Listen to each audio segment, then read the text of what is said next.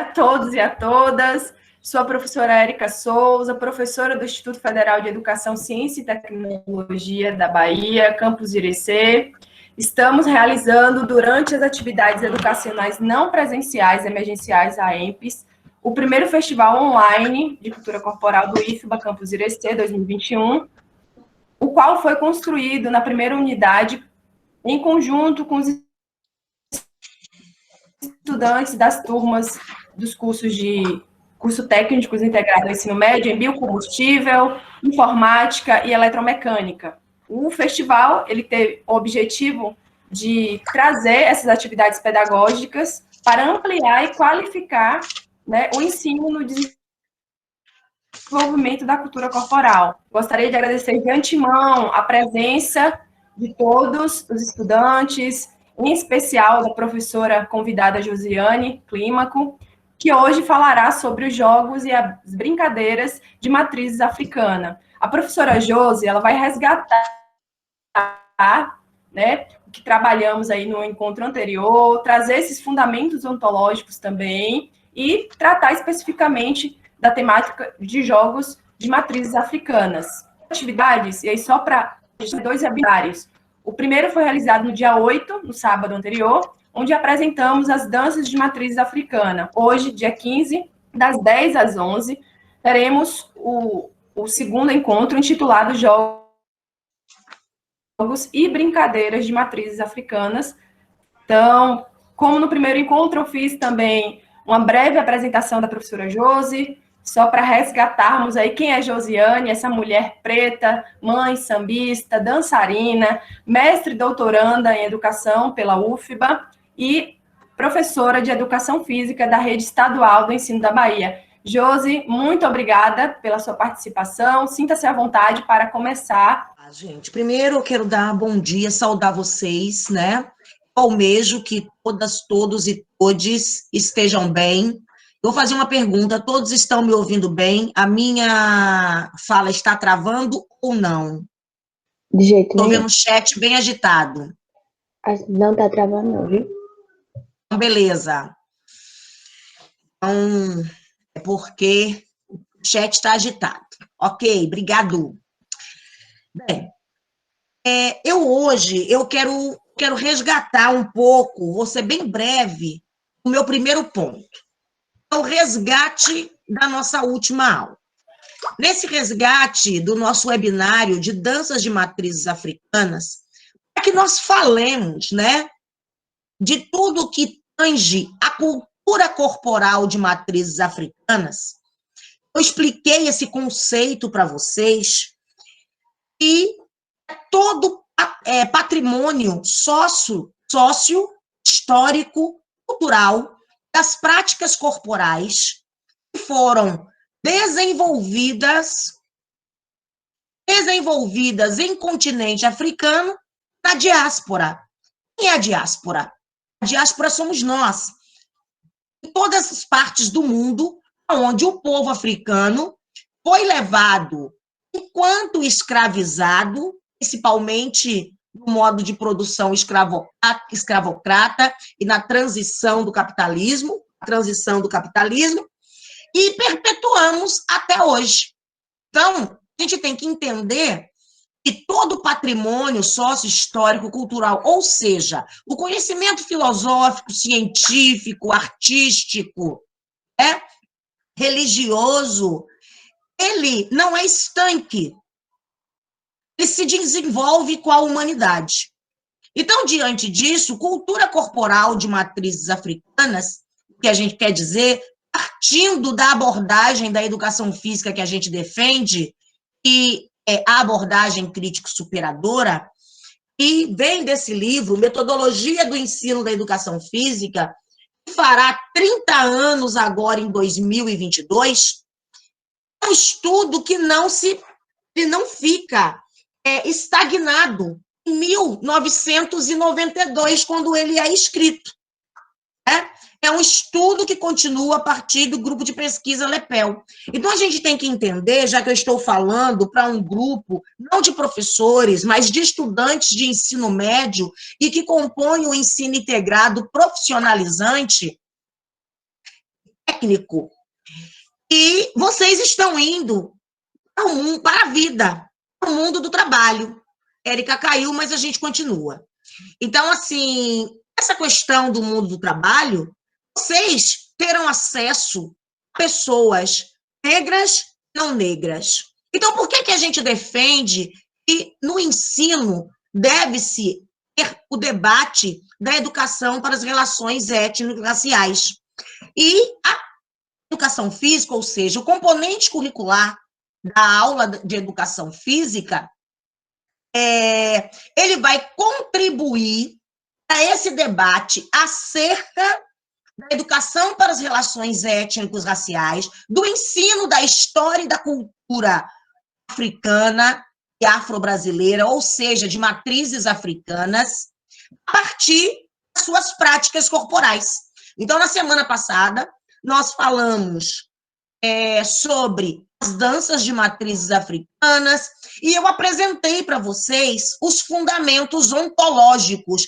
Eu não posso falar de matrizes africanas, falar de educação antirracista, se eu não apresento quais são os fundamentos ontológicos africanos que cerceiam, né, que constituem a nossa forma de ser, de conviver, de nos situar no mundo enquanto seres humanos, porque nós não somos iguais, nós somos diferentes. E na diferença, nós precisamos nos respeitar, porque assim a gente não subsume a cultura, a religião, o conhecimento científico, tecnológico, filosófico das matrizes que existem na humanidade. Então, falar de jogos hoje de matrizes africanas, a gente resgata, primeiro, o que é a especificidade da educação física. Eu quero falar um pouco disso, sabe por quê? Porque, primeiro, eu quero parabenizar os estudantes e as estudantes que enviaram o Google Formulário com todas as atividades completas. Por mais que eu tenha que respeitar o outro, mas eu gostaria de colocar na nossa sala, se quando vai um exercício de matemática, de história, de geografia, algum estudante pergunta, eu não gosto de fazer isso. E, diante disso, né, entender que a especificidade do componente curricular da aula de educação física é o trato do desenvolvimento humano a partir das suas práticas corporais.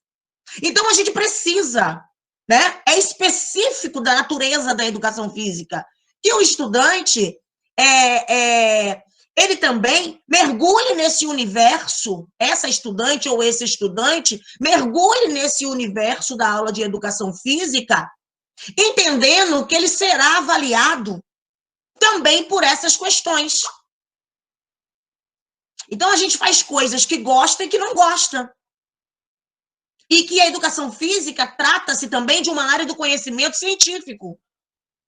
Que enquanto no Brasil, professores, a educação, ela não é, como é que se diz? Valorizada, a palavra é essa, valorizada, né? Em outros países, que eu não gosto muito de comparar, mas eu tenho que citar, eu vou colocar como citação, os indivíduos, eles são levados às práticas corporais desde a tenra idade, ou seja, desde que nasce. Saber nadar é uma questão de sobrevivência. Fazer atividades físicas é uma questão de sobrevivência. Também faz parte do desenvolvimento humano. Dançar é uma questão de sobrevivência, ou seja, o nosso desenvolvimento é uma atividade do trabalho do ser humano. Então, o jogar, entrando agora no nosso conteúdo, que chama-se Jogos de Matrizes Africanas, né, e que existem outros jogos também, mas hoje eu estou aqui para isso, o jogar faz parte da atividade humana, da natureza humana. Então, jogar tem-se um objetivo. Pensando na psicologia, a criança, ela joga desde que nasce. Por exemplo, vocês já nascem falando, meus amores? Uma Não. pergunta. Não. Não, Não. Pois é, vocês não nascem falando, né? Todo mundo emite som, obviamente, mas a gente não tem ainda as palavras claras. E se a gente não tem, ou seja, não domina, né, a verbalização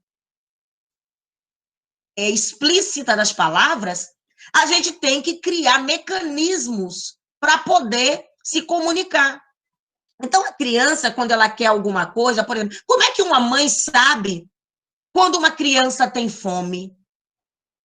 Quando uma criança faz as suas necessidades fisiológicas na fraldinha? O que a criança faz, minha gente? ela chora. Muito Chora. bem, ela chora. Então, agora, como é que ela sabe que se chorar, a mãe vai entender? Isso é uma questão psicológica nossa, que se trabalha a subjetividade e a objetividade. Então, são a partir dessas associações e aproximações dentro da relação social humana, por isso que a gente é um ser social. Por isso que a gente não pode falar que a gente não depende um do outro, porque a gente depende. A gente também começa a jogar. E isso é uma forma de jogar. Então, até para se educar, para que esse ser humano evolua, é também a partir de jogos. Né? Como é que é? Ela não sabe, ela não entendi. Deixa eu ler aqui. Eu gosto de comentar, às vezes, em cima do que... Ela não sabe, ela tenta chamar a atenção da... Isso! Para o que ela precisa. E olha só, isso chama-se relação social. Ao chamar a atenção da mãe para dizer o que ela precisa, ela vai fazer aquele choro a primeira vez. Ela vai perceber se vai dar certo ou não. Ela percebendo que ela ganha algo quando ela chora, todas as vezes, enquanto essa criança não dominar a fala, ela vai chorar. E isso acontece em outros momentos da nossa vida. A gente usa, então, o jogar é uma atividade humana. Então, o que eu quero dizer com isso? A Érica, essa segunda, hoje eu considero como uma finalização e uma transição para a segunda unidade de vocês, que vai falar sobre jogos e brincadeiras no geral. E eu estou trazendo, né, uma parte, um específico, por conta desse webinário de matrizes africanas. Então, quando Érica aprofundar com vocês, ela já vai dizer que o jogar, né, o jogar tem um objetivo, tem um sentido de ser na nossa vida. E para os africanos, que é o que nós estamos aqui verbalizando, fazendo essas trocas, né? Para o africano e a sua diáspora, o jogar, ele tem o objetivo de passar uma moral de vida, de ensinar algo no nosso modo de ser, de viver, de conviver. O jogar, ele está ligado ao desenvolvimento daquela pessoa enquanto ser humano. Compreendeu? Se vocês não entenderem, vocês podem ou levanta a mãozinha, ou então coloca no chat, tá bom? Então, o jogar, ele tem que fazer sentido. A gente não joga apenas, por exemplo, você tem o jogar pelo lazer, você tem o jogar, né, justamente ao passar uma lição de vida para o outro ser humano ou para a formação desse ser humano. E também, eu não vou negar, que durante o desenvolvimento da vida e diante do desenvolvimento do ser humano nos diversos modos de produção da humanidade, o jogar também teve outros sentidos, que é o levar vantagem em cima do outro. Então, olha quantas coisas o jogar, ele propicia. Mas eu não estou aqui sendo judicativa, ou seja, eu não estou julgando o jogar. Eu estou colocando, apresentando a vocês as diversas formas de jogar. Então, eu vou apresentar aqui o nosso slide, um minutinho só.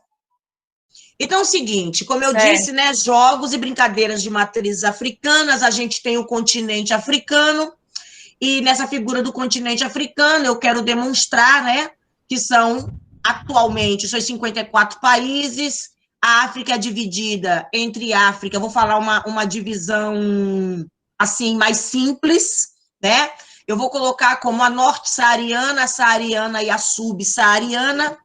Dentro da subsaariana, nós temos as matrizes bantus e yorubás, haussás, que foram as que mais vieram para o Brasil, né?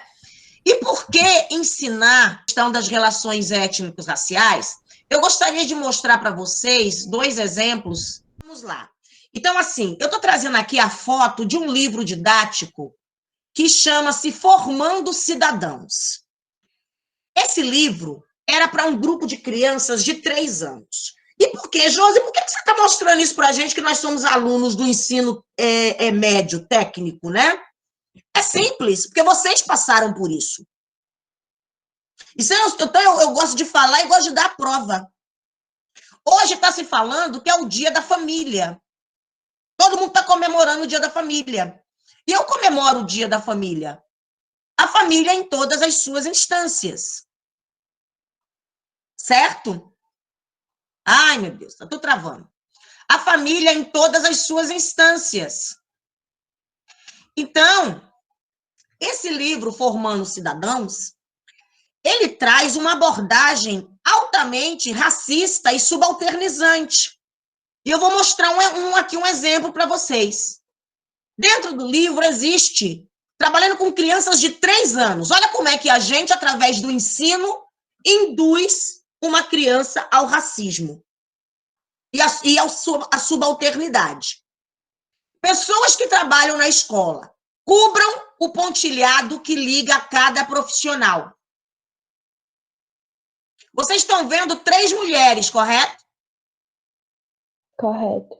Essas 3 mulheres, eu tenho 2 de pele clara, não negras, ou pelo menos, eu não sei se elas, né, se diriam negras, e uma de pele retinta negra. Negra no Brasil significa pretos e pardos, pretas e pardos. E aí lá, o trabalho dignifica o ser humano, independente do que você faça. Mas por que que a negra, o pontilhado dela só pode estar ligado a ser a servente dessa escola, a pessoas de serviços gerais dessa escola? Essa negra ela também não poderia ser uma professora ou uma diretora dessa escola?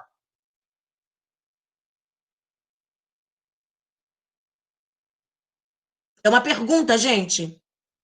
Poderia. Sim. E aí é o seguinte, né? Abaixo, circule o lar das famílias que estão felizes. Qual o lar que está feliz, gente? Ai, meu Deus. O caso onde tem a família branca. Isso está dentro de um livro Branco. para crianças de 3 anos. E a capa já estava mostrando um casal branco também. Então é o seguinte, isso não mostra, não respeita a diversidade brasileira. Isso não respeita a equidade. Isso não respeita que nós, independente de sermos negros, negras, indígenas, ciganos, o que for no mundo, correto? Mulheres, homens, transgêneros, não interessa. O nosso lugar de ocupação é onde nós quisermos. É onde nós lutamos para estarmos, onde nós estudamos, onde a gente quer alcançar aquele objetivo de vida para a formação humana. Então, a nossa educação, desta forma que eu estou apresentando aí, contribui para que, imagine crianças negras e brancas dentro de uma sala. Automaticamente, na subjetividade, vai induzir que a criança negra nasceu para limpar, para servir. E a criança branca nasceu para liderar. Então, a educação para as relações étnico-raciais, a sua importância não é travar uma luta de raças. Pelo contrário, ela vem para questionar, provocar, ensinar o respeito a essa diversidade de etnias que compõe a nossa humanidade e, especificamente, a nossa população brasileira. Né? E aí a gente já falou sobre isso, eu vou dar um salto aqui, porque a gente já falou dos princípios, ou seja, os fundamentos ontológicos africanos. E que eu não posso ensinar matrizes africanas se eu não dialogo com esses fundamentos ontológicos, ou seja, com a cosmovisão africana. Então, nos nossos jogos de matrizes africanas, né, nós teremos que dialogar com vários conceitos. E eu vou trazer aqui um deles, porque nós temos 1 hora e é pequeno o prazo. É um conteúdo que eu dou, no mínimo, em 4, 5 aulas, certo? Então, assim, a mitologia iorubá, que é uma das que compõe as matrizes africanas, eles constituem uma forma de ligação entre o passado e o presente. São histórias de origem ancestral, cercada por um caráter maravilhoso, né, que recontam a passagem também dos orixás, dos seres encantados na natureza e pelo mundo. Então, ou seja, nas relações com a natureza e com o mundo. Muitas vezes, esses orixás, eles podem ser vistos como heróis negros, porque existe um grupo, né, que não existe no imaginário infantil, com exceção das crianças do candomblé, onde esses orixás são apresentadas aos deuses como personagens. A gente não quer impor uma mitologia iorubá enquanto uma religião. E aí eu vou parar essa apresentação e vou provocá-los a assistir 2 vídeos rápidos. Que um é sobre, na verdade, sobre a criação do mundo. E nessa questão da criação do mundo, eu primeiro vou trazer a mitologia iorubá e depois eu vou trazer a mitologia grega. E eu quero comentários de vocês, tá bom? Eu vou provocar vocês com algumas perguntas. Eu falava sobre mitologia africana aqui no canal, então por que não voltar falando sobre a origem do mundo segundo ela?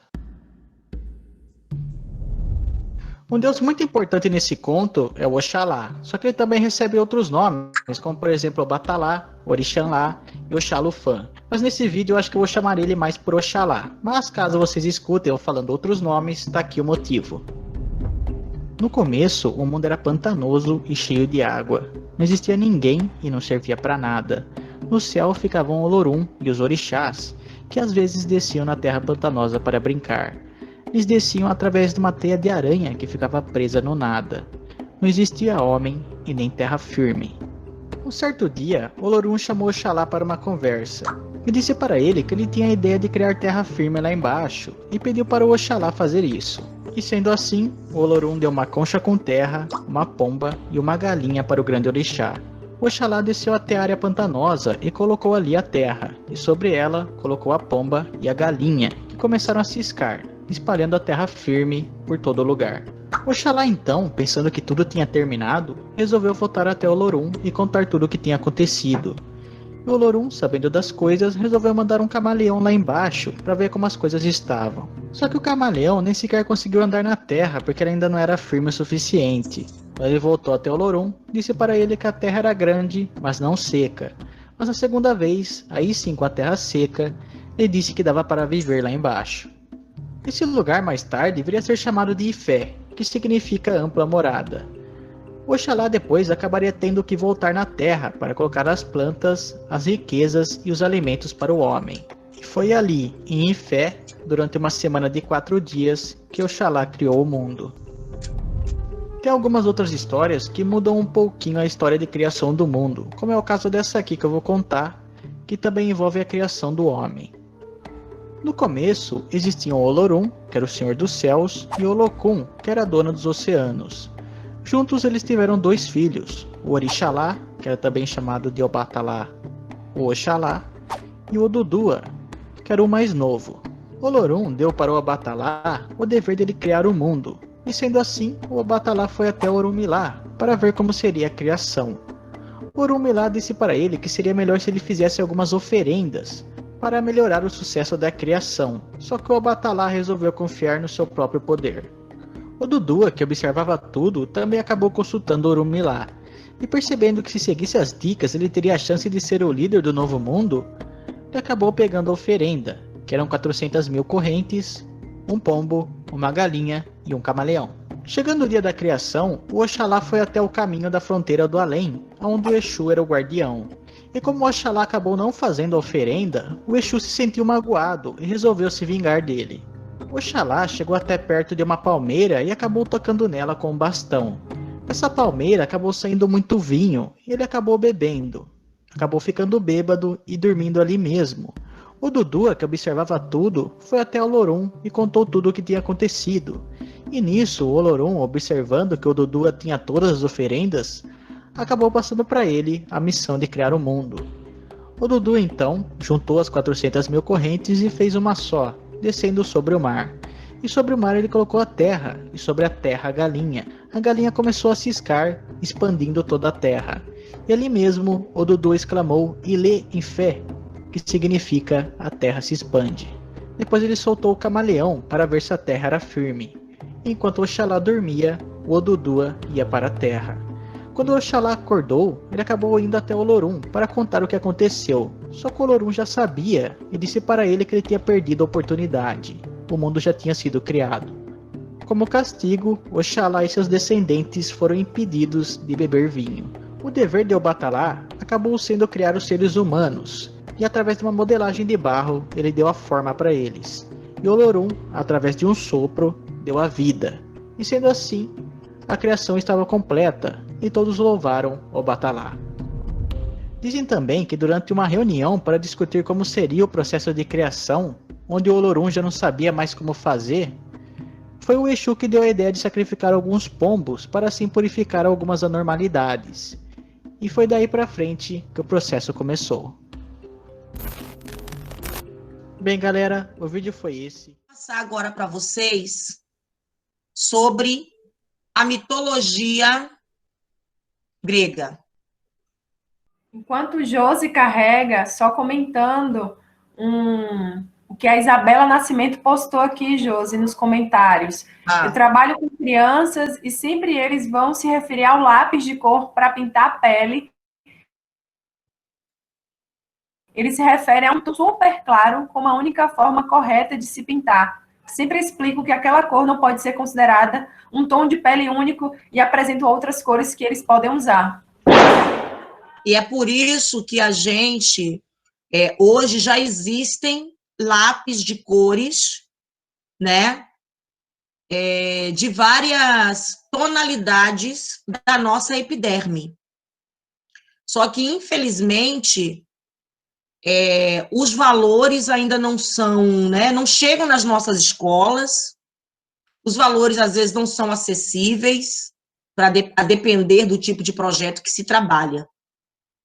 Mas a gente já faz essa desconstrução.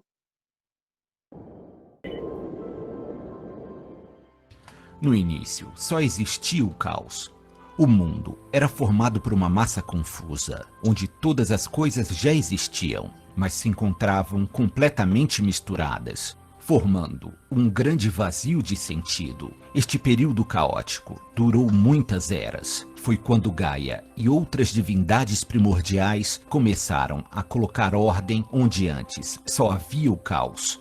Assim, a Mãe Terra, sem ajuda de nenhuma outra divindade, gerou Urano, o Deus Céu, aquele que reinaria sobre todas as coisas. Todas as noites, o grande Deus se encontrava com a deusa Gaia. Estes encontros geraram muitos filhos, como os Titãs, os Ciclopes e os Hecatônquiros. Por esses filhos serem muito poderosos, o Deus Céu temia ser destronado por eles. Por isso, assim que nasciam, Urano os aprisionava no ventre da mãe, no lugar que ficou conhecido como Tártaro. Gaia era obrigada seres divinos e portadores de poderes colossais, e isso lhe causava uma intensa dor. Após muitas eras de sofrimento e subjugação, Gaia ficou cansada da tirania de Urano e começou a tramar uma forma de derrubá-lo. Assim, ela libertou o Titã Cronos, que era o seu filho mais novo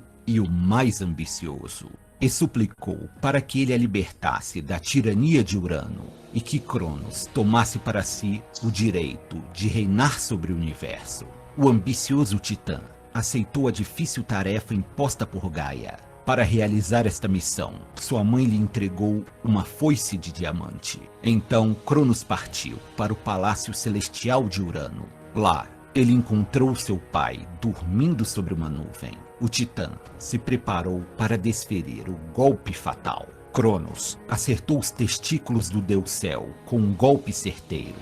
Urano soltou um grito de dor como nunca antes ouvido no universo. O grande Deus tombou sobre uma nuvem e seu sangue tingiu o céu de vermelho escarlate. Cronos então retornou triunfante, ávido para contar para sua mãe sobre sua façanha gloriosa. Gaia ficou radiante e muito orgulhosa por seu filho. Como lhe foi prometido, Cronos se tornou o senhor de todo o universo. Seu primeiro ato foi garantir a liberdade de seus irmãos titãs e convidá-los para um grande banquete. Mas com o cair da noite, Cronos foi visitado pelo espectro de seu pai, que lhe disse: "Você é um rebento infame que manchou suas mãos com o sangue de seu próprio pai. E do mesmo modo que um dia usurpou o poder supremo, irá também um dia perdê-lo." Primeiro a gente vai partir da essência do que vem a ser mito. O mito não necessariamente ele é uma verdade. O mito é uma construção de um povo, uma comunidade, de um grupo, para poder dar sentido a uma lição de vida, a uma experiência. Mito é verdade ou não é? Então, uma história, muito bem. Aí eu pergunto a vocês, salvaguardando, não tecendo comparações, mas vocês viram similaridades na história entre a mitologia grega e a mitologia iorubá? Lembrou de Percy Jackson. Sim, e por que lembrou de Percy Jackson? Porque conta essa história, mas de outra forma, né? A Claro. história da mitologia grega. Mas a minha pergunta, teve uma intencionalidade. Você lembrou de Percy Jackson, porque Percy Jackson passa na televisão. Você lembrou de Percy Jackson, porque... Professora, eu só vi um livro que falava sobre a cultura iorubá, e eu nunca li. Filhos de Terra e Sangue. Aí fala que ele é inspirado na mitologia, na capa. E ele foi publicado pela Roku e ele não ficou famoso. O post na Roku no Twitter divulgando o livro, o segundo livro, tem tipo 400 retweets. E ele não ficou nem um pouco famoso. Então, Inclusive, assim, é bem caro, porque é uma tradução, né? Ele não foi feito aqui. Inclusive, a autora veio para cá para escrever o livro, para ter contato com os povos brasileiros que ainda têm um certo contato com a cultura. pois bem.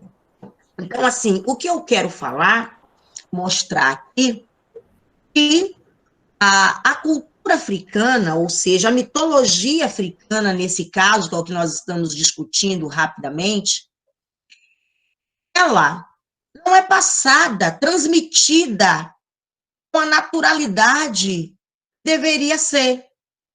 Ou seja, com a valorização que cada povo tem muito bem. Cada povo institui sua gênese universal. Isso ninguém está dizendo que está certo ou que está errado. A gente respeita. Nós temos as nossas concepções, né? Agora, o que a gente não pode é demonizar a concepção de um povo. Porque o racismo estrutural,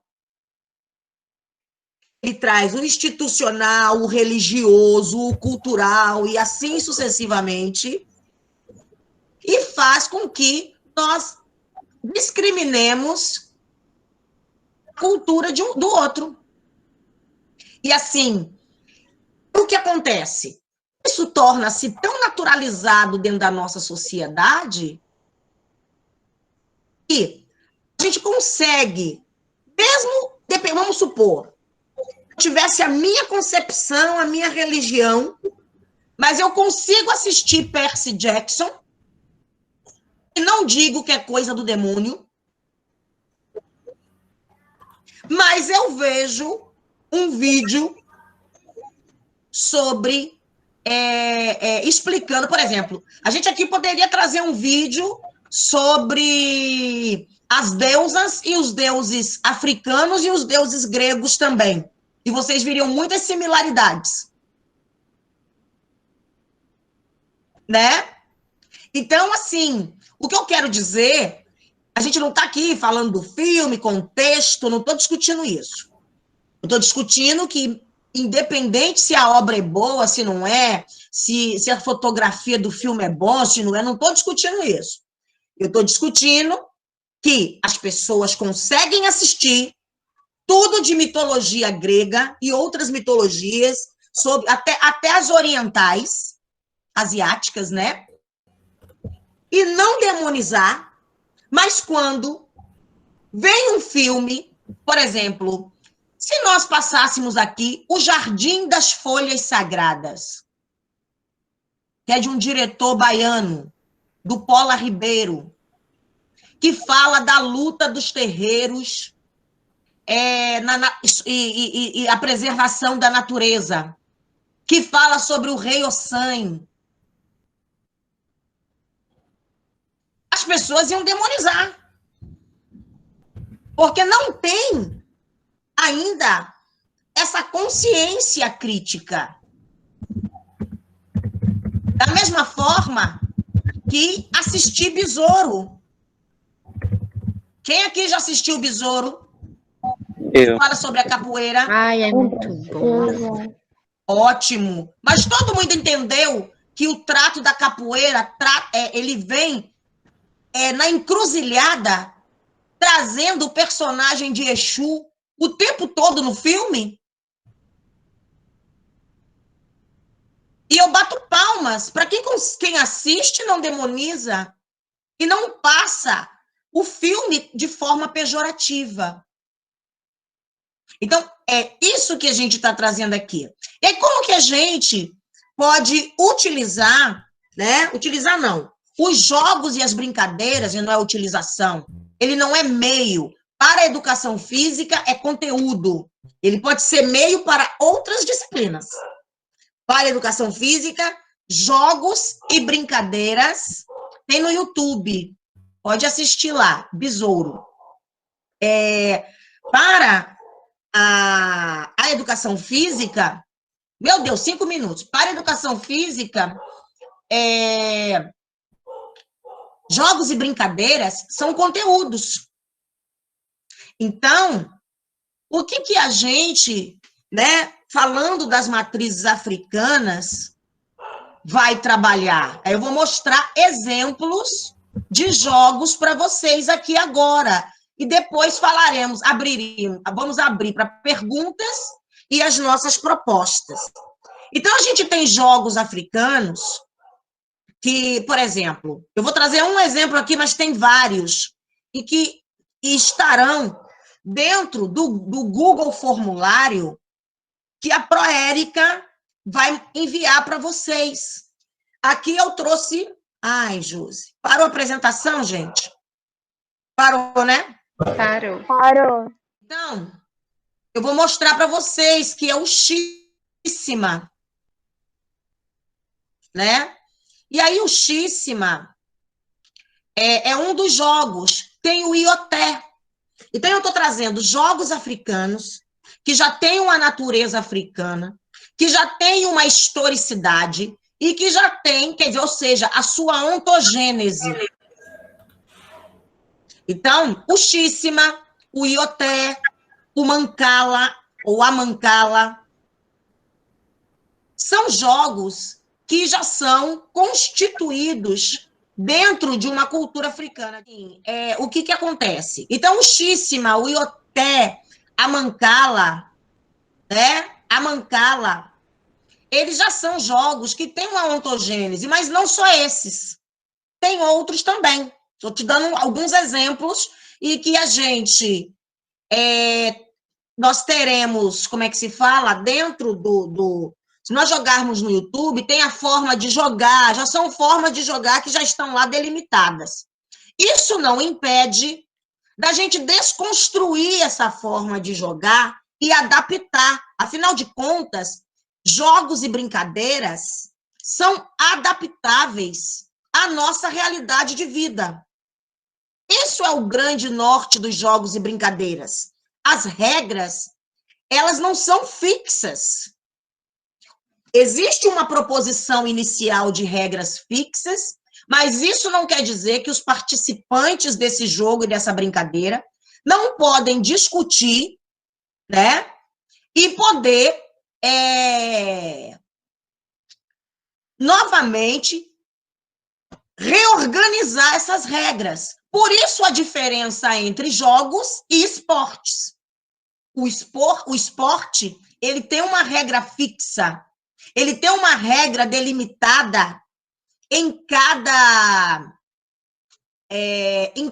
no caso, pelas suas confederações.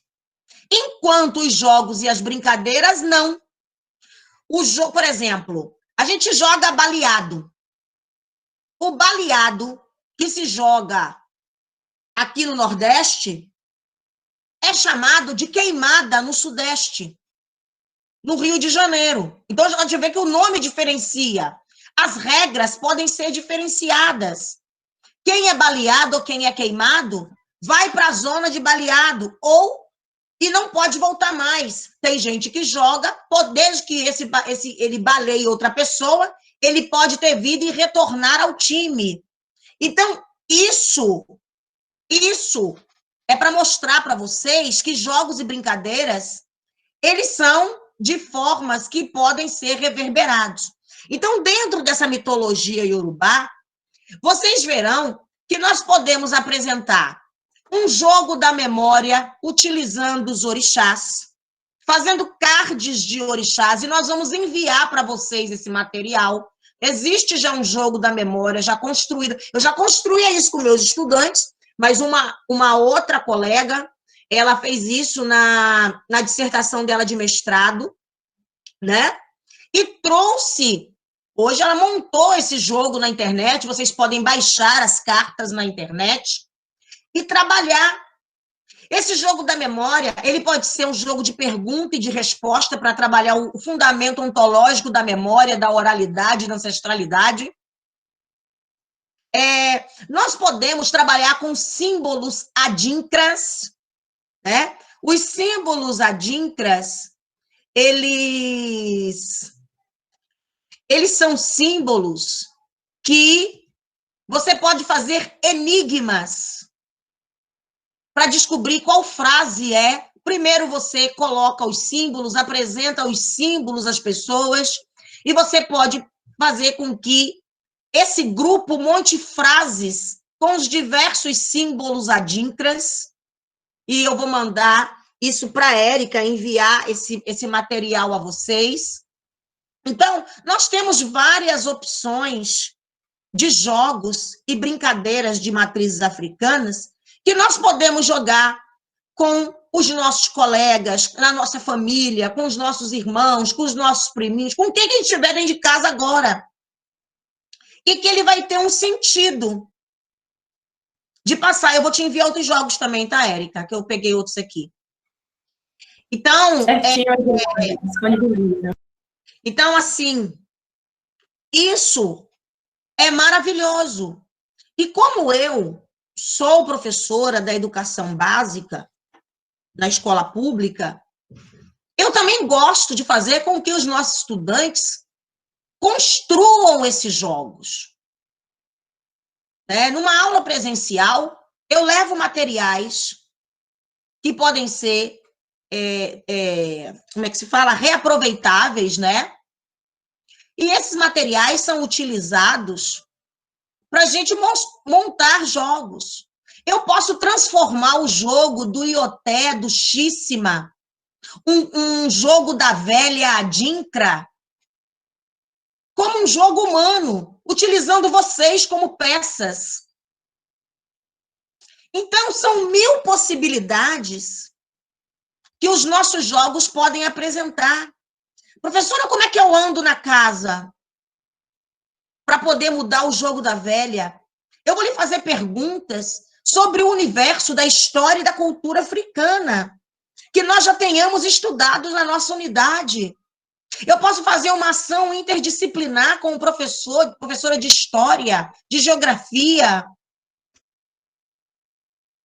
Então, são 1000 possibilidades que nós podemos trabalhar os nossos jogos de matrizes africanas. Eu vou deixar em aberto, né? É um conteúdo denso para a gente fazer em 1 hora, não vou negar. Mas nós teremos possibilidades através do material de aprofundar, ok? Estou aberta a perguntas, qualquer tipo de observação. Fantástico, Josi. Em 1 hora a gente consegue fazer muita coisa, viu? Como você mesmo disse, o conteúdo é intenso. Emídia perguntou ali a necessidade, perguntou se daria para um diálogo, né, Mídia? Sinta-se à vontade aí para perguntar à professora. Eu coloquei no chat, caso queira também, utilizando a hashtag. E aí aqui a estudante Laila perguntou: a entidade feminina das águas que ele mostrou no vídeo tem alguma relação com a Yara que temos no nosso folclore? Então, vamos lá. Primeiro, eu quero dizer que sempre o que a mitologia grega dissemina é mitologia grega. O que é africana, e o que é brasileiro é brasileiro. Então, a sua resposta é: você vai encontrar similaridades nessas personificações femininas. Por exemplo, ele falou que existe a deusa grega, né, que é a dona dos mares, etc. e tal. Aqui, dentro da mitologia africana, a deusa que é a dona dos mares da águas salgadas é Iemanjá.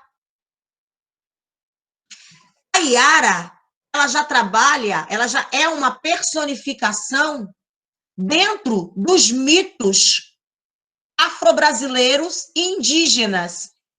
Em correlações, eles vão dialogar, mas o que é grego, o que é africano, o que é de matriz africana e indígena é de matriz africana e indígena, ou seja, são constituições, desdobramentos da diáspora. Outra, ou só tem essa? É porque você falou assim, no caso, que todos são parecidas, não é? Mas Similaridades. Isso, são similares. Só que só a africana é demonizada, só a africana é trazida como ruim. E a gente nunca estuda, a gente sempre julga, muitas pessoas só vai do demônio. É ruim. A gente nunca tá aberto. A gente pode escutar uma música grega, a gente pode escutar uma música celta, porque a gente não pode escutar uma música africana, a gente não pode escutar uma gira. É tão bom. Pois é, eu poderia cantar aqui para você agora. Eu não sei se eu fiz isso na outra aula. Kokisikeleli África, Malufakami sou Pondoaio, Uissau e Michanda Soetu, Kosisikelela Tina Musafoaio. Eu não conhecia isso, não. Eu sei Essa música... Oromima, eu abadoi, Oromima. É muito bom, é muito contagiante. Então vamos lá, vou trazer agora o que Josi cantou, o que Emídia cantou, né? Josi trouxe a música do Congresso Nacional Sul-Africano. É uma música de luta. A África do Sul foi um dos países também que sofreu com a segregação racial. E na luta, né, da segregação racial, politicamente eles se organizaram. Os negros, negras e a juventude. E essa música, quando eles partiram foram em marcha junto com Mandela para poder lutar contra a segregação racial na África do Sul, eles cantavam: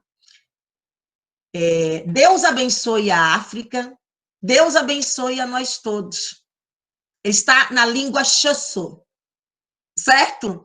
E aí o Olodum traz essa música, vocês já ouviram na batida do Olodum?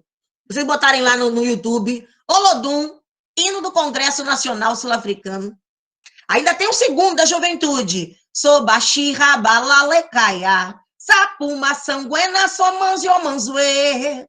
Latoku gazi konuba banomama yulala kululeko. Siti lala lekai, siti guena komanziomanzue.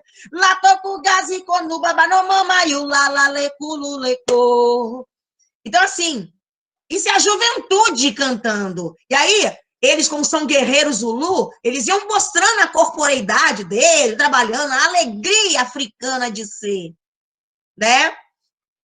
E Emídia traz uma homenagem a uma deusa de hoje. Hoje, na mitologia e na religião africana, a religiosidade africana, a gente homenageia Oxum, que é a deusa da fertilidade, dos rios, da água doce, é a deusa que traz o ser humano à Terra. Então, Oronimá, Oromi maior.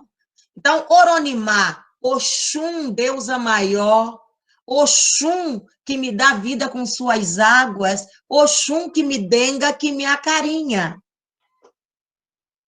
Oronimá, Oromi maior, que você cantou, está no Iorubá. Então, isso é cultura. A gente não precisa ser da religião. Não é isso que a gente quer. Não é uma doutrinação. Não é. A gente pede o respeito, né? Da mesma forma, como você falou, houve uma música celta, houve uma música, seja lá do que for. Quantas vezes a gente ouve músicas americanas e quando a gente vai traduzir, no caso, pegar a letra não tem nada a ver com nada. E a gente acha lindo, né? Tá lá achando lindo porque é de outra língua. É do imperialista, é do capitalista, ele que domina o mundo. Então... E aí a gente não tem a sensibilidade de enxergar as nossas riquezas. Já pensou que todos nós brasileiros deveríamos falar uma língua indígena? Que é a nossa língua materna? Canta, Emídia. Exatamente, Júlia.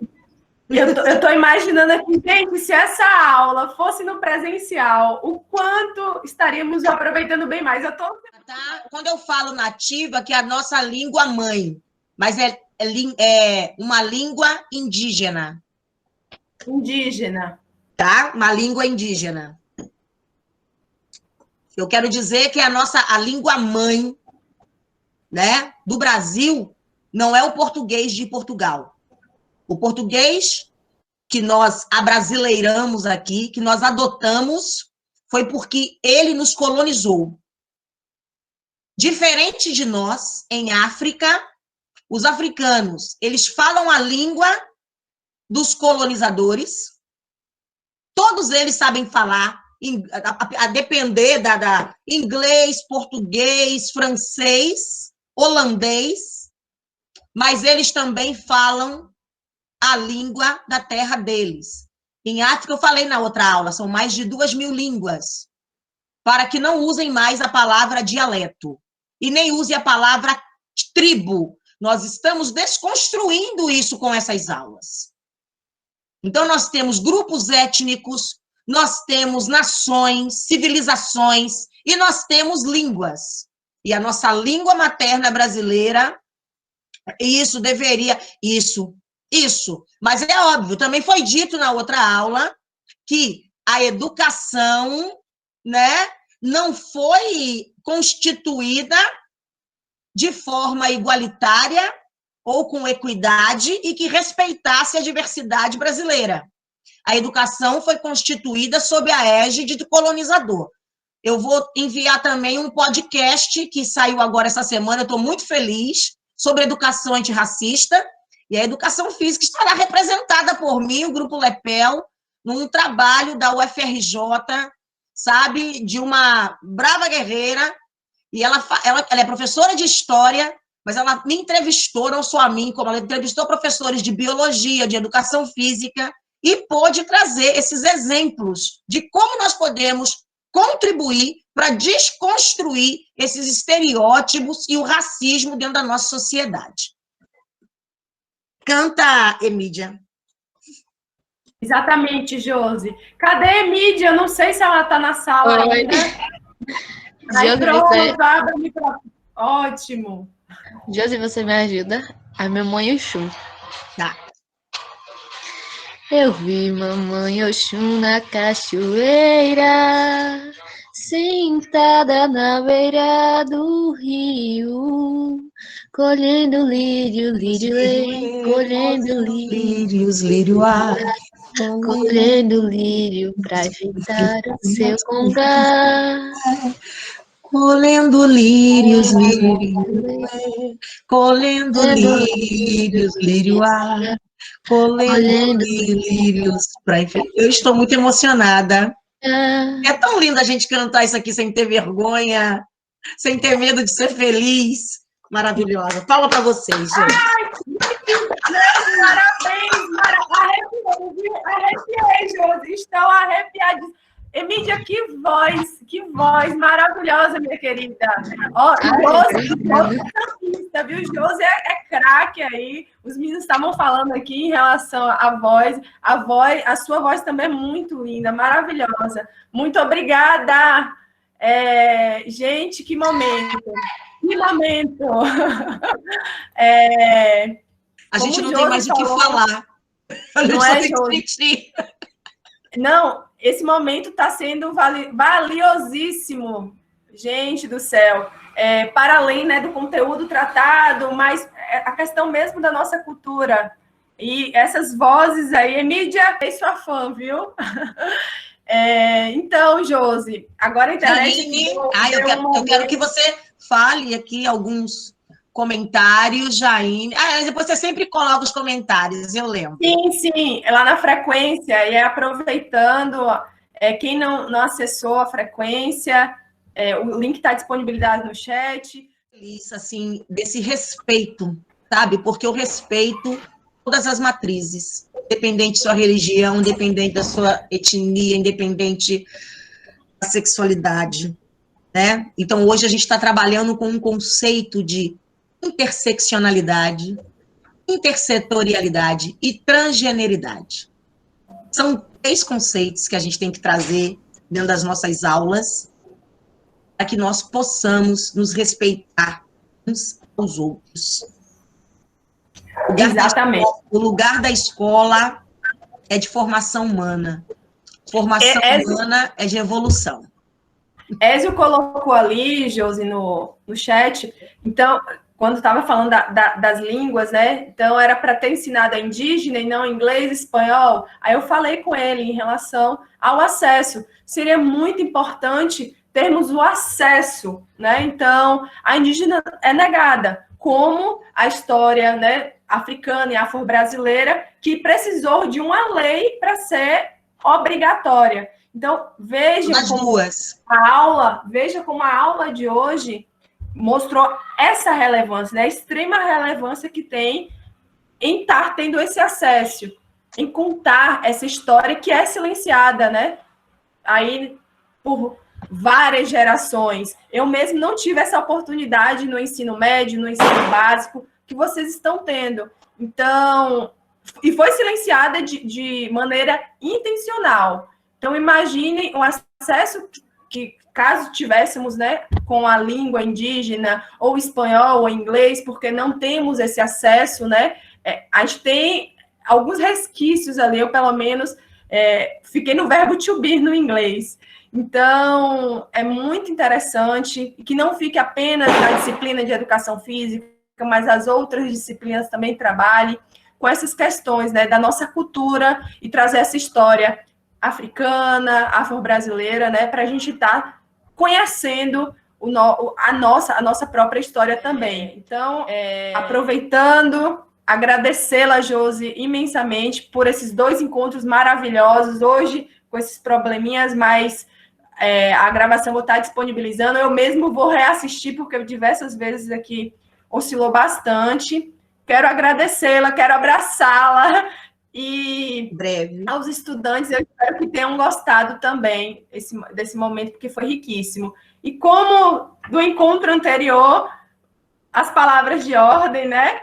Por fim deste desgoverno, vacina para todos, e um forte abraço, por enquanto à distância. Só quero agradecer pelo convite, em seu nome, Érica, dizer que eu acredito nessa rapaziada, eu acredito na juventude, certo? E nós precisamos de vocês.